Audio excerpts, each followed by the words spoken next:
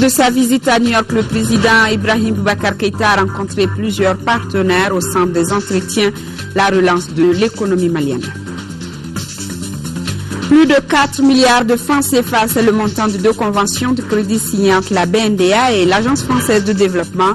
Avec cette somme, la banque pourra financer à moyen et long terme les PME privées maliennes à taux préférentiel. Demain 27 septembre, on célèbre la Journée mondiale du tourisme. Le Mali la célèbre sous le thème « Le tourisme et l'eau, protéger notre futur ». Après une longue période de crise, l'heure est à la relance de l'activité touristique dans notre pays.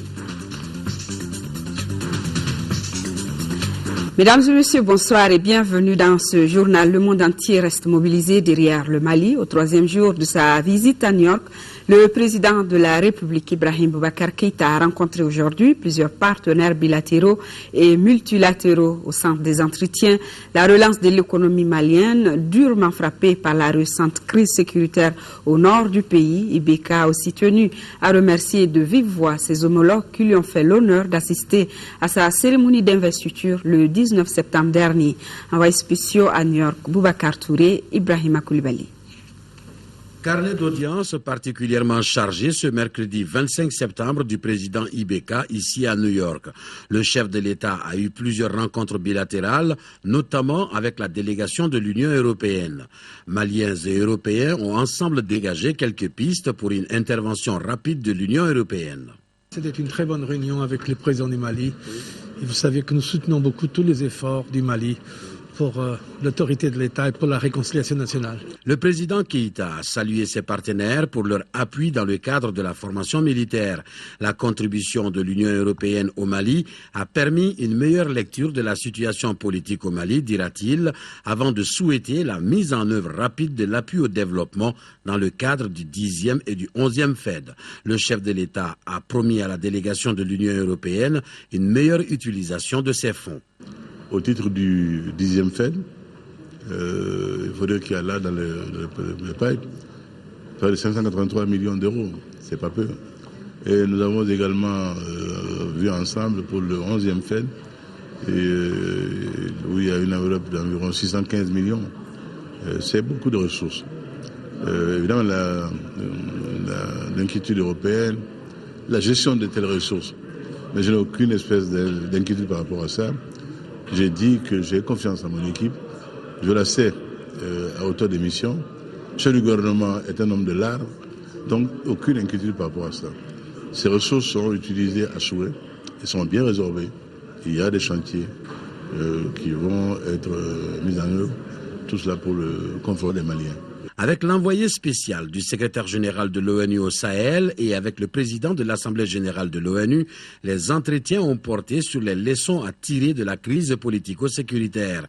Les deux parties ont convenu de la nécessité de jeter les bases d'une véritable refondation du Mali en prenant la mesure des causes profondes de cette crise et en s'y attaquant résolument. Et le président a eu le soutien ferme de l'institution onusienne. Je lui dis également notre reconnaissance aux Nations Unies pour ce qu'elles ont réussi à faire au Mali. La communauté internationale a été à nos côtés, sera encore à nos côtés, il l'a dit avec force. J'ai souhaité qu'au-delà des problèmes politiques habituels, nous ayons une sorte de redémarrage massif de l'économie malienne. Je vois dans ce domaine comme dans tous les autres domaines, le soutien politique nous est acquis, le soutien économique nous sera acquis et nous serons accompagnés. Cette journée a été aussi ponctuée par plusieurs autres rencontres informelles. Le chef de l'État tenait à remercier particulièrement tous ses homologues qui ont rehaussé par leur présence l'éclat de la cérémonie d'investiture, malgré quelques imperfections inhérentes à l'organisation d'une telle fête grandiose. Je voulais le féliciter pour la journée magnifique à laquelle j'ai assisté. C'est que c'était un jour de fête pour le peuple malien et nous étions très très heureux. C'était une journée de fête pour la démocratie, pour le peuple malien, pour la paix, pour la victoire contre le terrorisme, etc. Donc moi je suis rentré extrêmement satisfait de cette journée. Et j'ai dit au président que la Tunisie est un pays fraternel, que nous allons tout faire pour participer à la stabilité du Mali en envoyant des troupes dans le cadre de la MINUSMA, et que nos hôpitaux sont ouverts, nos universités sont ouvertes, et que alors nous avons pris 2 rendez-vous. Il viendra en Tunisie et il a promis qu'il m'emmènerait voir les manuscrits de Tombouctou. Cette journée marathon s'est achevée autour d'un dîner offert par le vice-secrétaire général de l'ONU. Dîner élargi aux principaux acteurs et pays touchés par le phénomène d'insécurité dans la bande sahélo-saharienne. Une sorte de prélude à la réunion de haut niveau sur le Sahel tenue ce jeudi à New York. Et toujours concernant cette première sortie officielle du président de la République, retenez que c'est demain vendredi que le président Ibrahim Boubacar Keïta fera son premier grand oral en tant que chef de l'État du Mali. Mais avant, le Mali et la bande sahélo-saharienne, Boubacar Touré vient de le signaler, était au centre d'une réunion de haut niveau à l'initiative du secrétaire général des Nations Unies. Le chef de l'État qui a pris part aux travaux a dévoilé la vision des autorités maliennes pour sécuriser et pacifier le Sahel. Le compte-rendu complet sur cette rencontre dans nos futures éditions. Ici, à Bamako, visite de courtoisie du Premier ministre à 3 institutions de la République. Oumar Tatamli s'est rendu à l'Assemblée nationale, à la Cour suprême et à la Cour constitutionnelle. Pour le chef du gouvernement, les institutions ont besoin les unes des autres pour réussir leur mission. Le compte-rendu de Amadou Sankaré.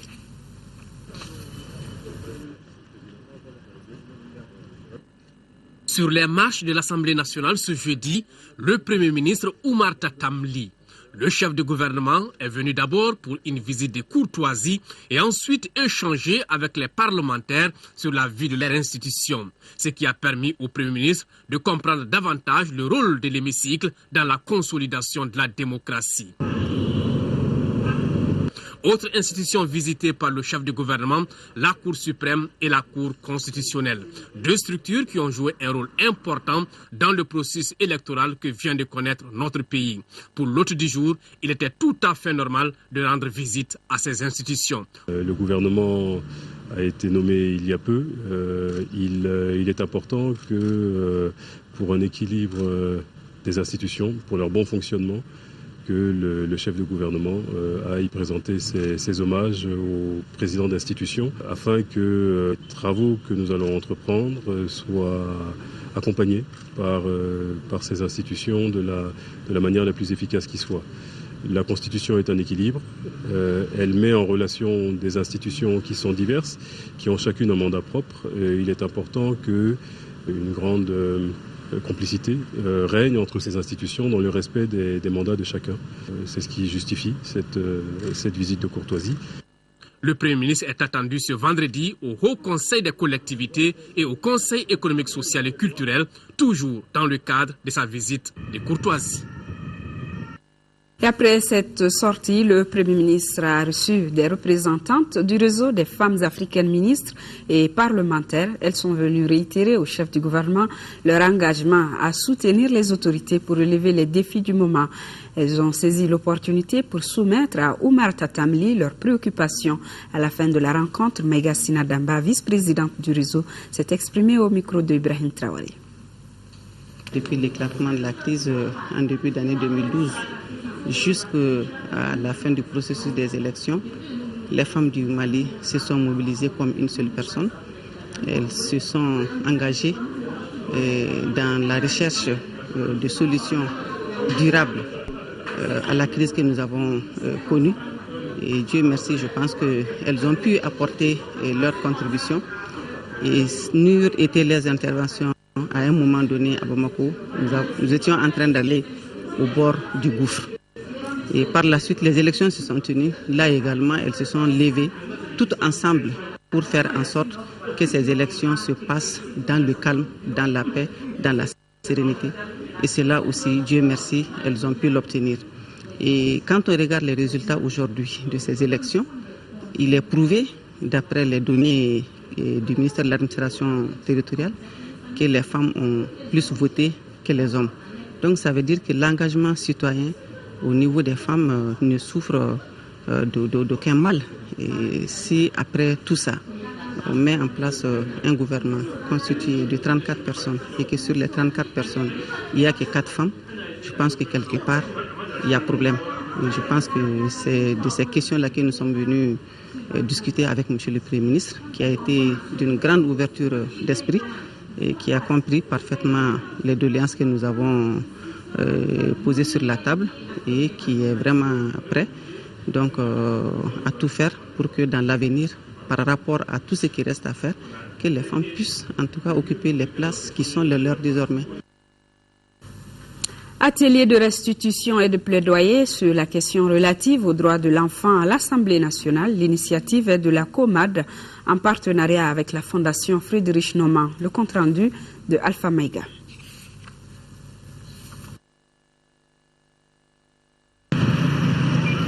Les enfants, droits et devoirs, on ne cessera jamais d'en parler. Depuis l'accession du Mali à l'indépendance, les différents gouvernements ont inscrit dans leurs priorités les questions relatives aux droits des enfants. Et c'est dans cette optique que la coalition malienne pour les droits des enfants, COMAD et ses partenaires ont initié cet atelier d'échange. Un exercice dont l'objectif est de restituer les recommandations du Comité de Genève sur l'examen périodique universel et la Convention relative aux droits de l'enfant au Mali. Nous avons l'espoir qu'une meilleure compréhension et une plus grande perception par les honorables élus que nous sommes va permettre à notre pays de réaliser des avancées significatives en matière de promotion des droits humains en général et des droits des enfants en particulier. L'examen périodique universel et la Convention relative aux droits de l'enfant sont les thèmes qui seront présentés au cours des travaux qui vont durer 2 jours. La COMAD a fait son rôle, a mené des plaidoyers envers le président de la République. Nous avons interpellé le Premier ministre, chef du gouvernement, rappeler les obligations de soumettre ces rapports. Il est important aussi que nous réfléchissons très rapidement comment il faut élaborer ces rapports. Lancement d'une initiative de mobilisation de ressources internes des collectivités. C'est une initiative de CRI 2002 qui bénéficie du soutien de la coopération suisse et du Haut Conseil des collectivités. Elle va permettre de mettre à la disposition des collectivités des outils performants susceptibles de générer des ressources financières. L'initiative, le compte-rendu de Bourama Traoré. D'un constat général, la mobilisation des ressources reste un défi pour les collectivités territoriales. Trouver une solution à cette préoccupation, c'est le nouveau combat du CRI 2002. Cette organisation de la société civile vient de lancer une nouvelle initiative dénommée Mobilisation des ressources internes des collectivités. Cette initiative s'inscrit donc dans la dynamique de voir comment nous pouvons mobiliser nous-mêmes nos propres ressources internes pour aller à la rencontre des ressources externes attendues et trouver la symbiose qu'il faut ou la synthèse qu'il faut pour pouvoir progresser et éviter durablement la crise que nous avons connue. Tant que les citoyens ne comprendront pas le contenu des taxes qu'ils doivent payer, il est difficile de leur faire payer ces taxes. Donc nous pensons que nous allons faire porter ça par le Haut Conseil de collectivités et le gouvernement. Et nous allons continuer à travailler, à informer à la base. C'est une initiative citoyenne à valeur d'exemple selon le secrétaire général du Haut Conseil des collectivités. En effet, l'essentiel des ressources des collectivités provient des taxes et impôts. Leur non-recouvrement entraîne des déficits de financement des services sociaux de base, d'où toute l'importance de l'initiative du CRI 2002. Il est en effet impérieux de développer des stratégies efficaces pour relever le défi de la mobilisation des ressources financières propres aux collectivités territoriales. Il s'agit pour moi d'encourager cette initiative qui, j'en suis sûr, permettra à de nombreuses communes d'être capables de financer leurs actions ou au moins d'une bonne partie. L'initiative du CRI 2002 est également encouragée par le Haut Conseil des collectivités. Selon le président de l'institution, sans ressources financières, point de développement local. À l'évidence, pour réussir, il faut disposer des moyens à la hauteur des enjeux et des défis. Or, le financement est indigent. Au demeurant, ce lancement participe de l'engagement des acteurs de développement pour une meilleure maîtrise des techniques de mobilisation des ressources internes aux fins de trouver des solutions à la demande sociale, ce qui du reste contribue à consolider les bases de la décentralisation et de la démocratie. Le président du Haut Conseil des collectivités de saluer l'engagement constant du président du CRI 2002 et surtout ses immenses efforts pour une décentralisation réussie au Mali. Anniversaire de la fondation de la République populaire de Chine. Pour la circonstance, l'ambassadeur de Chine au Mali a offert un cocktail hier 25 septembre. Étaient présents à cette réception amicale les membres du gouvernement, les amis et sympathisants de la Chine et également notre reporter Mamoudou Sidibé. Ce 25 septembre a été l'occasion pour les amis de la Chine de se retrouver autour de l'ambassadeur pour célébrer ensemble le 64e anniversaire de la fondation de la République populaire de Chine. Pour la circonstance, l'ambassadeur de Chine au Mali a parlé des nouveaux changements intervenus en Chine tant à l'intérieur qu'à l'extérieur très récemment pour le développement rapide du pays. Son Excellence Zhong Ming a salué l'effort consenti par les autorités maliennes dans la résolution de la crise que le pays a connue avant de faire un large tour d'horizon sur les réalisations faites par la Chine au Mali dans le cadre de l'amitié sino-malienne. La Chine est toujours à côté du Mali par bon ton comme par mauvais ton. Quelques exemples pour en témoigner. Dans le domaine de sécurité, la Chine, en tant que membre permanent du Conseil de sécurité de l'ONU, soutient fermement la mise en application de la résolution 2085 et 2100. D'ailleurs, on a fourni un lot important de matériel logistique à l'armée malienne. Rappelons que la République populaire de Chine, le plus grand pays du monde après la Russie et le Canada, a été proclamé le 1er octobre 1949 par Mao Zedong du haut du balcon de la cité interdite à Pékin. Plus de 4 milliards de francs CFA, c'est le montant de 2 conventions de crédit signées entre la BNDA et son partenaire, l'Agence française de développement. C'est une ligne de crédit qui permettra à la banque de financer à moyen et long terme les PME privées maliennes à taux préférentiel. Était présent à la signature le ministre délégué chargé de la promotion des investissements et de l'initiative privée et l'ambassadeur de France au Mali. Le compte rendu de Mohamed Touré. Dans le cadre de sa stratégie d'appui au développement du secteur privé au Mali, l'Agence française de développement AFD met en place une ligne de crédit en faveur de la Banque nationale pour le développement agricole BNDA afin d'accompagner cette banque dans le financement des investissements à moyen et long terme de petites et moyennes entreprises PME privées maliennes. La ligne de crédit porte sur un montant de plus de 3 milliards de francs CFA qui bénéficiera directement aux PME à travers des prêts à taux préférentiels. Là, c'est une ligne de crédit issue d'un vieux partenariat, parce que ce que propose finalement la France au Mali, c'est un produit à la fois sûr, issu d'une longue amitié entre deux institutions dont nous sommes réciproquement très fiers. Dans le contexte de sortie de crise que connaît actuellement le Mali, la relance de l'économie et de l'emploi constitue des priorités et le secteur bancaire joue un rôle clé dans la redynamisation du secteur privé. La convention de financement vise à encourager la reprise de l'activité économique post-crise et à soutenir la BNDA dans la mise en œuvre de son programme de développement à moyen terme et de diversification de ses activités pour la période 2013-2015.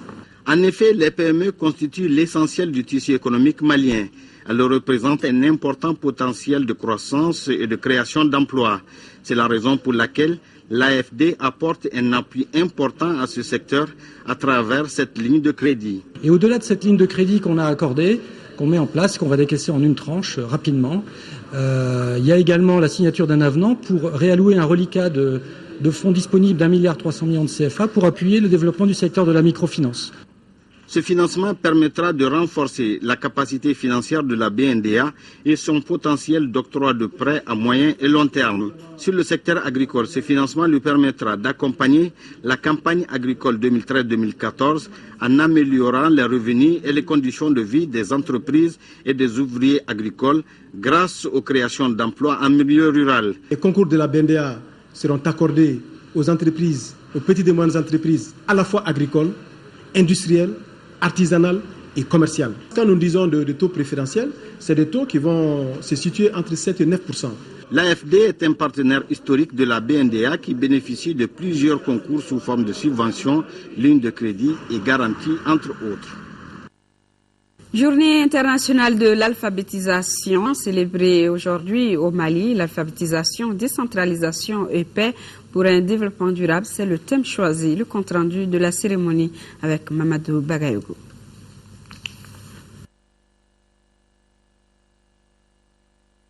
Au Mali, le taux d'alphabétisation des plus de 15 ans n'est que de 25%, pendant que 70% des adultes ne savent ni lire ni écrire. Et pourtant, le renouveau démocratique ne saurait être réalisé dans notre pays sans une éducation citoyenne qui passe nécessairement par une alphabétisation soutenue des populations à la base en langue nationale. C'est pour cette raison que le thème retenu pour célébrer la journée internationale de l'alphabétisation est alphabétisation, décentralisation et paix pour un développement durable. C'est à ce titre également que la ministre de l'Éducation nationale affirme que la célébration de la journée internationale de l'alphabétisation le 8 septembre réconforte le Mali dans la promotion des langues nationales et le représentant de l'UNESCO au Mali a abondé dans le même sens. Il est donc essentiel que les pays et organisations internationales et non gouvernementales qui accompagnent les efforts du Mali accroissent les financements pour l'alphabétisation. Cet engagement de l'UNESCO est salutaire vu la place des langues nationales dans le développement économique et social du pays. Le besoin d'utiliser les langues nationales comme outil indispensable de développement est exprimé de manière forte par différentes communautés et divers organismes du pays, que sont les collectivités territoriales, les organisations non gouvernementales, les entreprises, les institutions de la République, les partis politiques et les services administratifs. L'alphabétisation a en effet facilité le développement de certains projets ou compagnies comme la CMDT, l'OHVN et l'opération RI-Ségou. La Direction générale de la police nationale a reçu ce matin la visite du ministre de la Sécurité. Il s'agissait pour lui de faire passer le message concernant ses attentes. Pour ce faire, le général Sada Samake a donné des instructions fermes relatives au respect et à la discipline au sein de la police. Le compte-rendu de Adama Kodjo. Le ministre Sada Samake est venu à la rencontre des hommes pour parler de discipline, du redressement de l'image de la police nationale dans un Mali nouveau. Pour ce faire, le général Sada Samake met l'accent sur la ponctualité des agents au service et le changement de comportement à l'endroit des usagers. La police a été suffisamment secouée. L'image de la police aujourd'hui est ternie. Il faut qu'on revienne comme par le passé. La discipline va être de rigueur, dans toute sa rigueur. On ne peut pas travailler, on ne peut rien obtenir dans le désordre. La discipline, c'est la base principale de tout ce que nous faisons. Le pays vient de loin, dit le ministre Samake. Désormais, chaque policier doit jouer le rôle qui est le sien pour la quiétude effective des populations.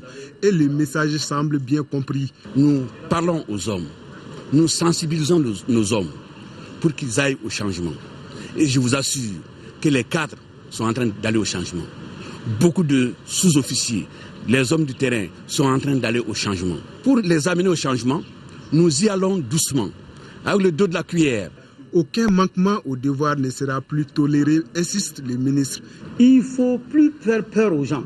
C'est fini. Il faut que chacun de nous prenne ses responsabilités. Dorénavant, ce sera comme ça. Ne soyez pas étonnés qu'en cas de défaillance, les sanctions tombent. On ne peut pas faire peur à l'État. Pour que vos conditions soient améliorées, il faudrait que vous donniez la preuve d'abord de votre engagement. Pour l'amélioration des conditions de vie et de travail des hommes, les agents ont demandé l'accompagnement du ministre pour la relecture du statut général des fonctionnaires de la police nationale. Le ministre de la Santé et de l'Hygiène publique était, lui, à l'hôpital de Kati. Prise de contact, échange avec le personnel de l'hôpital, transmission du message du gouvernement ont été les temps forts de cette sortie ministérielle, suivie par Fatoumata Kone. Manque de ressources humaines, problème d'assainissement, manque de formation du personnel, un bâtiment pour l'imagerie en construction inachevé depuis près d'une année, un autre bâtiment fini non équipé, entre autres. Tels sont les problèmes évoqués par le personnel de l'hôpital de Kati. Le ministre de la Santé déclare en avoir pris bonne note. Il y a des problèmes, nous allons examiner, ce n'est pas ici tout de suite qu'on peut résoudre ces problèmes. La plupart des problèmes, ce sont des problèmes de financement. Nous allons examiner en fonction des ressources disponibles et du temps de mise en œuvre possible pour que ce qu'on peut faire en 2013, on va le faire. Ce qu'on ne peut pas faire en 2013, on va le programmer pour 2014. D'une pierre deux coups, le ministre de la Santé a par la même occasion rencontré les accidentés de la route Bamako-Kita. Un accident survenu dans la nuit du mercredi ayant fait 7 morts et de nombreux blessés graves. Il a transmis le message du gouvernement. Le message qu'on lance aux usagers, c'est un message constant. C'est la prudence. Le respect du code de la route, nous allons essayer de redynamiser cette commission-là pour qu'il y ait moins d'accidents. 3e hôpital de référence dans la sous-région en matière de traumatologie. À l'hôpital de Kati, il y a au moins une trentaine de médecins, dont des médecins militaires. Et le ministre de la Communication et des Nouvelles Technologies de l'Information, qui est à Banjul, en Gambie, Jean-Marie Idrissa Sangaré, participe à la 12e réunion des ministres de la CEDEAO en charge des télécommunications et d'éthique prévue demain dans la capitale gambienne. Cette réunion aura entre autres objectif d'informer les ministres sur le développement du secteur télécommunications TIC de la CEDEAO en mettant l'accent sur l'état de mise en œuvre du plan stratégique 2011-2015 de la CEDEAO pour le secteur. Première réunion du comité de pilotage des élections législatives, les faiblesses constatées lors de la dernière élection et les dispositions à prendre pour les corriger sont les points forts à l'ordre du jour. Compte rendu de Agali Agagissa. Cette première rencontre du comité de pilotage des élections législatives de 2013 planche sur les rapports d'évaluation des structures impliquées dans l'organisation de la présidentielle passée. Il s'agit pour les membres du comité de relever les insuffisances du processus électoral et proposer des solutions. Les faiblesses, je pense qu'il y a la question des ressources humaines. La question des ressources humaines qui naturellement nous renvoie un peu aux capacités des agents électoraux, les gestionnaires des opérations électorales au niveau des bureaux de vote. Donc il y a des insuffisances à ce niveau qu'il faut naturellement essayer de corriger. Mais il y a aussi des insuffisances également sur le plan logistique qui sont effectivement liées aussi aux moyens financiers également dont le ministère a disposé, même s'il y a eu un effort financier vraiment notable pour ce processus de 2013. Le premier responsable du département mesure déjà la portée de la tâche.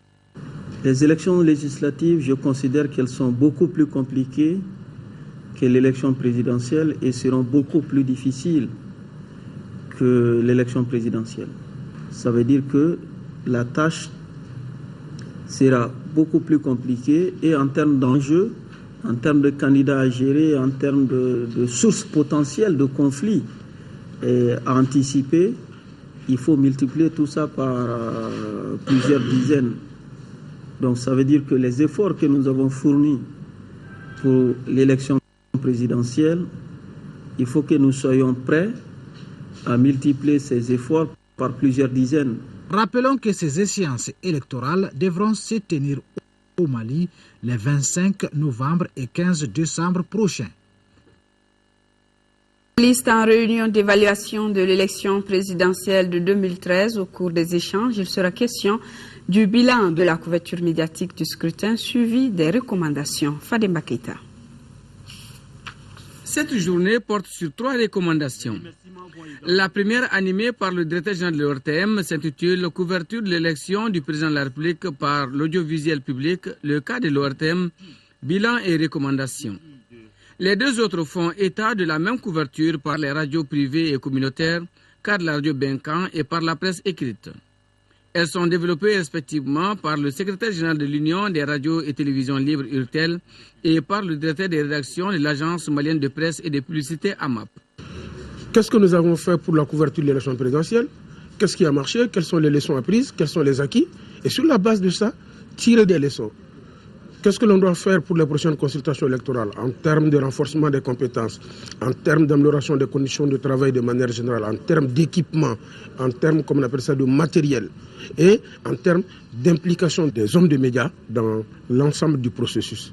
Pour les partenaires techniques, les médias ont une influence notoire dans l'organisation d'une élection. Les élections représentent un énorme défi pour les médias. Il est par conséquent impératif que vous maîtrisiez le cadre juridique des élections ainsi que les rouages du processus électoral afin de garantir à vos reportages et autres sujets importants objectivité et crédibilité. Le département de tutelle reconnaît que le taux de participation atteint illustre les efforts déployés par les médias au cours de cette élection. Le résultat positif dont tout le monde parle, je pense que nous le devons, pour ma part, dans une large mesure, justement, à la grande responsabilité qui a caractérisé vraiment la couverture médiatique. Le communiqué final et les recommandations issues des échanges doivent permettre aux participants de corriger les insuffisances constatées et de situer les rôles et les responsabilités des hommes de médias. Augmentation du taux de représentativité des femmes aux élections générales 2013-2014, c'est l'intitulé d'un tout nouveau projet de la FENACOF. Il vise à encourager les candidatures des femmes aux élections législatives et communales à venir. Le projet est financé à plus de 29 millions de francs CFA pour une durée de 12 mois par le programme d'appui aux organisations de la société civile. Moussa Fane. Pour une participation massive des femmes aux prochaines élections législatives et communales, un nouveau projet vient de voir le jour. Il s'agit du projet Augmentation du taux de représentativité des femmes aux élections générales 2013-2014. Il vise à accroître le nombre de candidatures féminines aux échéances électorales prochaines.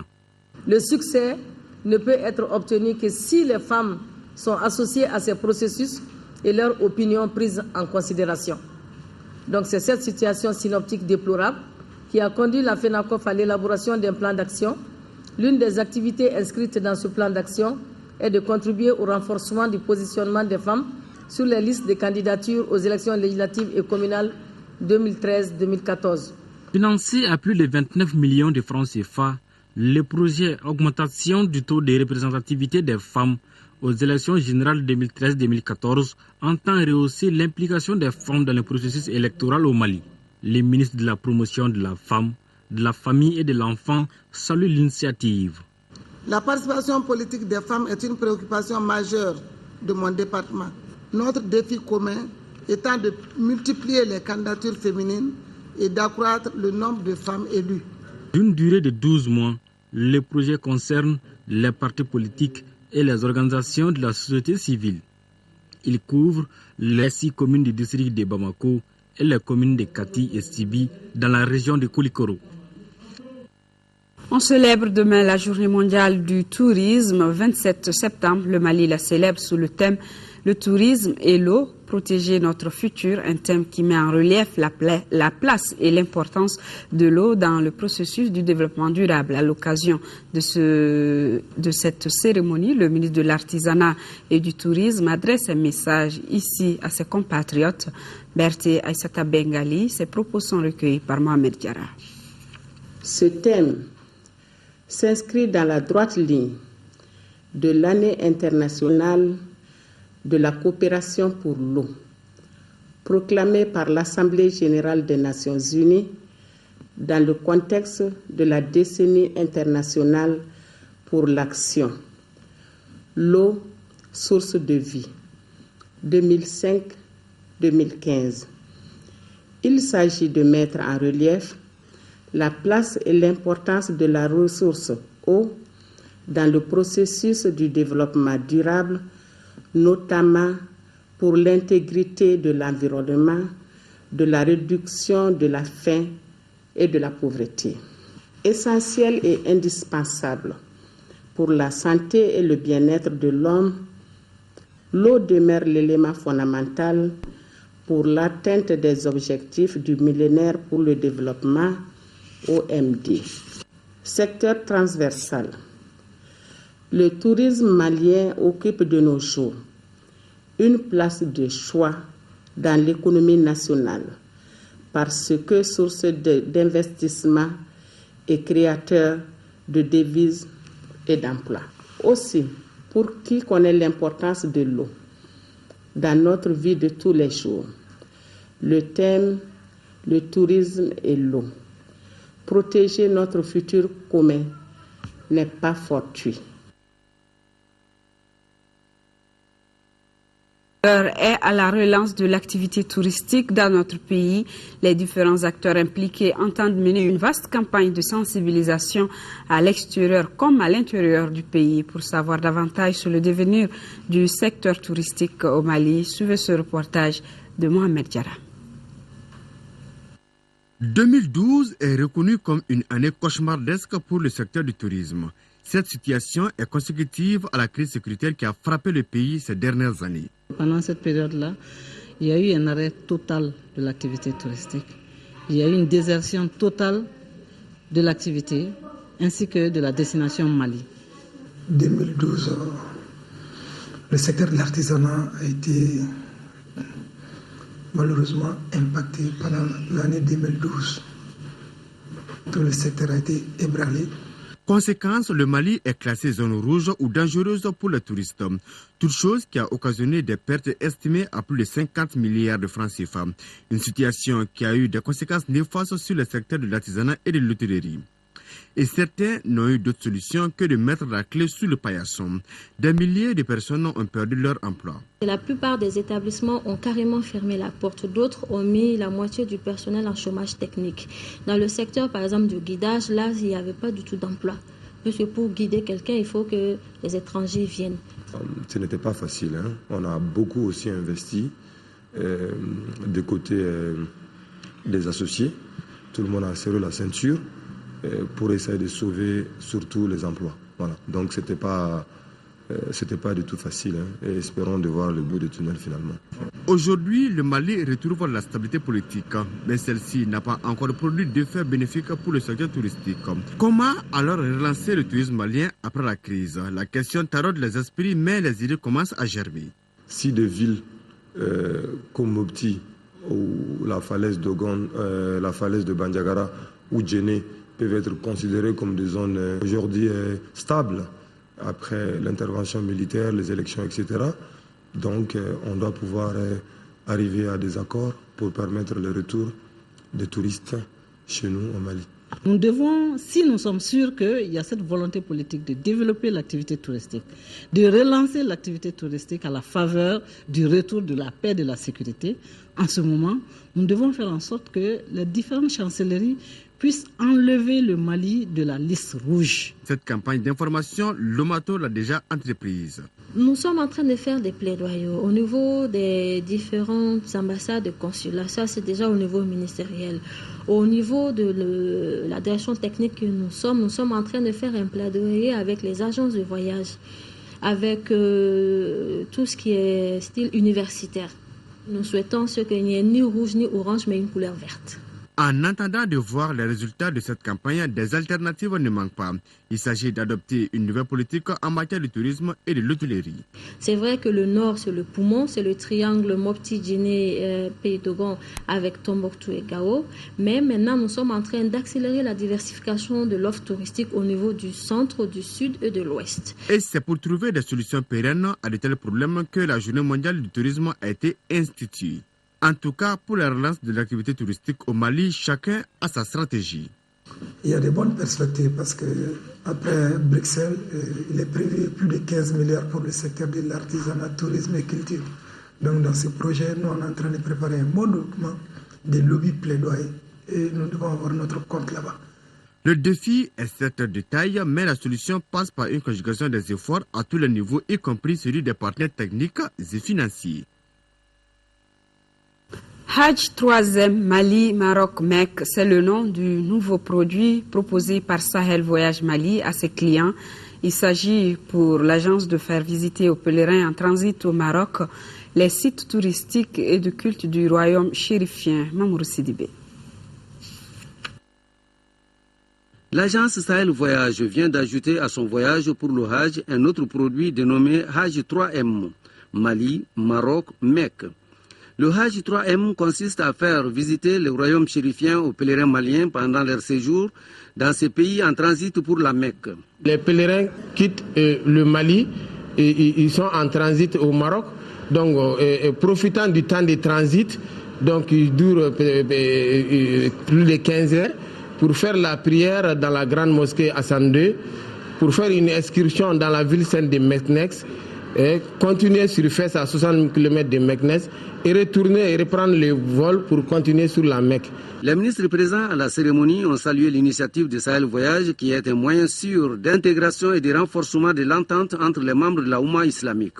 L'initiative comme telle, je me dis, elle est fantastique. C'est certainement des idées novatrices pareilles dont on a besoin et qui est l'expression, je ne sais pas si c'est du tourisme ou de la religion, en tout cas de cette multifonctionnalité qui donne une lecture autre que confinée dans le spirituel de la religion. L'agence Sahel Voyage n'est pas à sa première expérience. Tous les pèlerins maliens de la filière gouvernementale sont à Médine pour un séjour de 8 jours pour chacun des 3 groupes.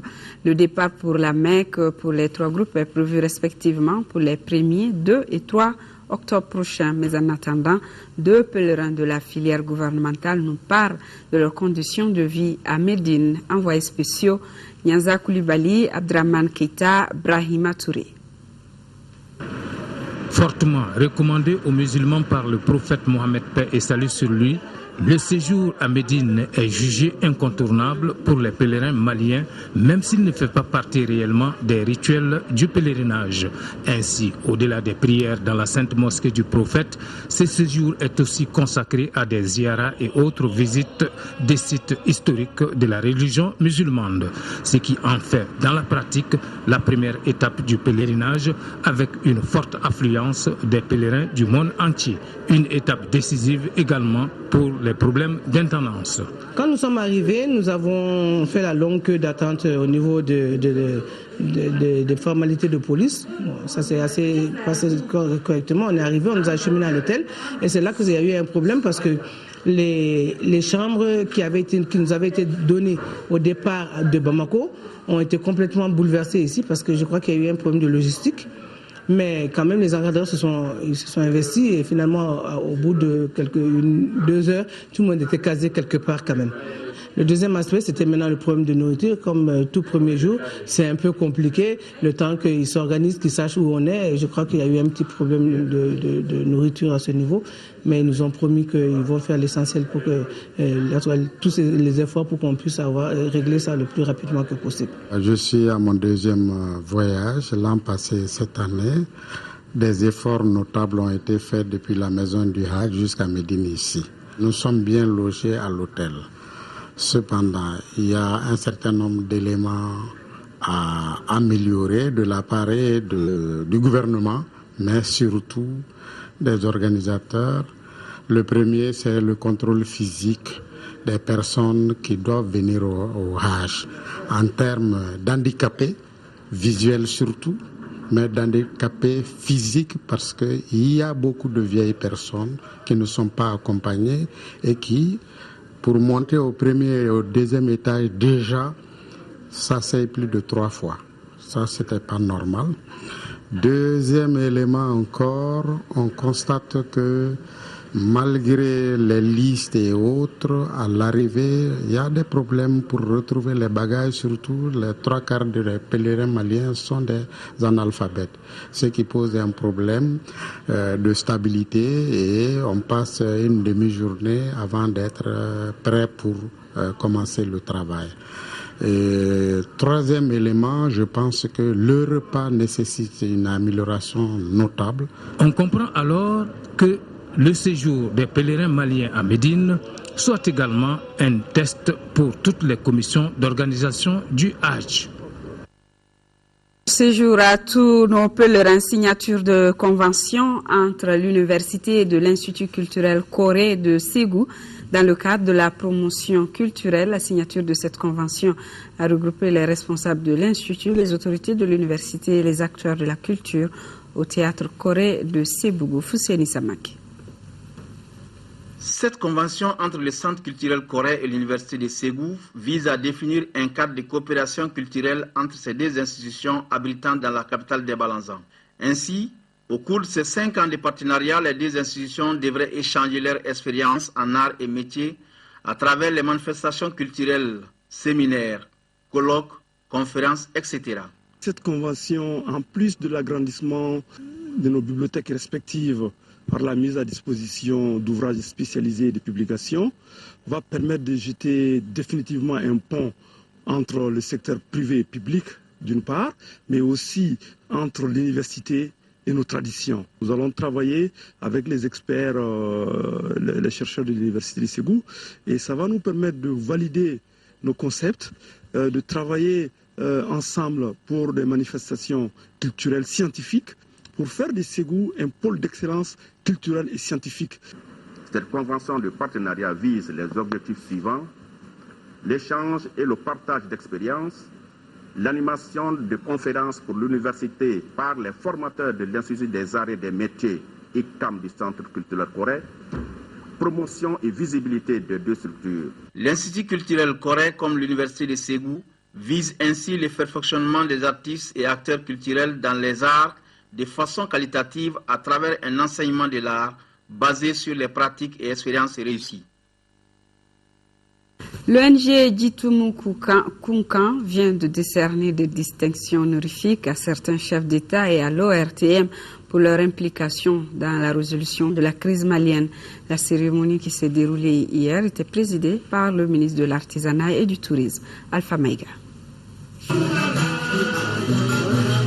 Le Kiwara est une récompense qui couronne l'effort d'une personne, sa bravoure, son courage, son abnégation. Et c'est dans ce cadre que l'ONG Jitumu Kunkan a initié cette cérémonie. Une cérémonie dont l'objectif est d'offrir des distinctions honorifiques.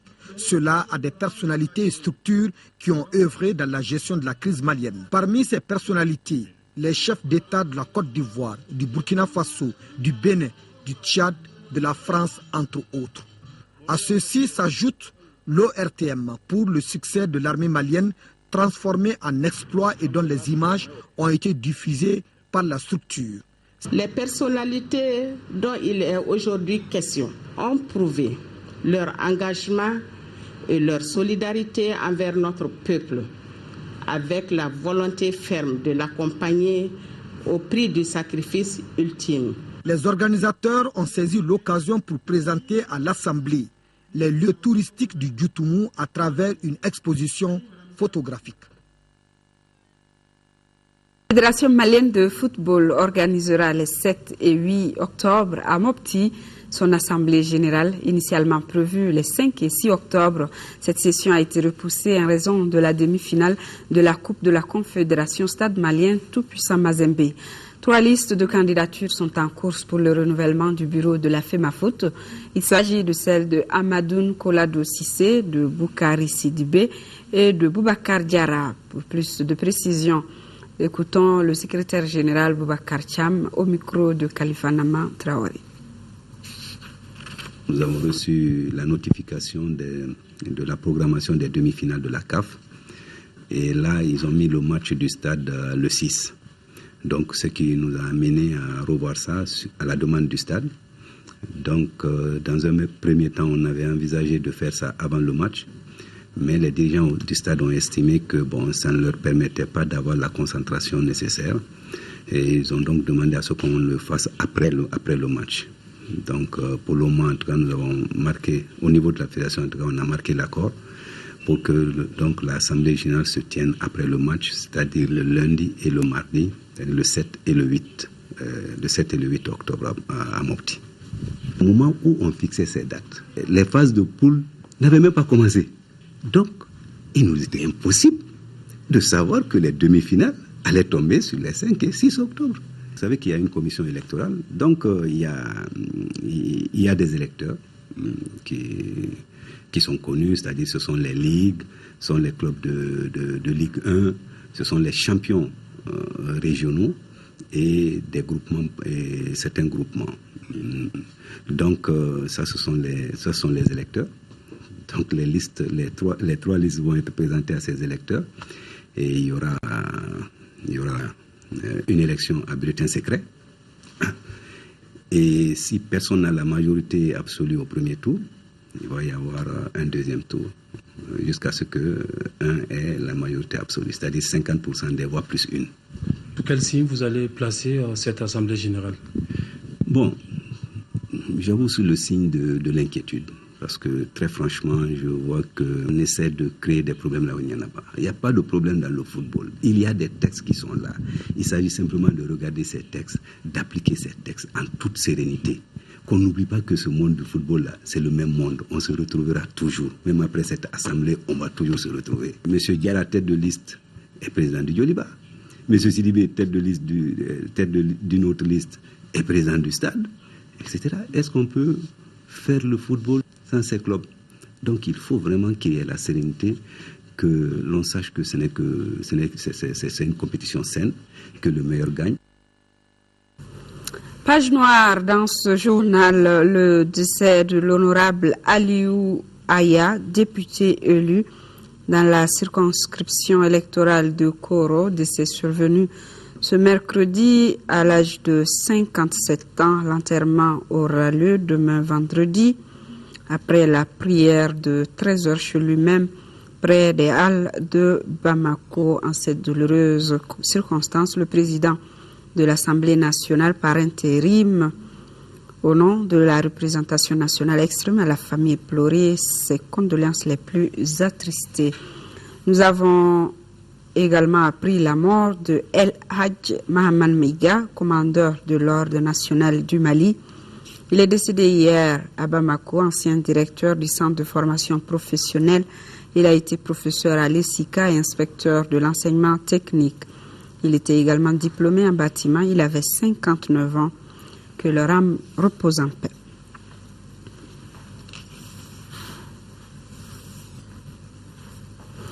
Le Mali a célébré dimanche dernier le 53e anniversaire de son accession à l'indépendance.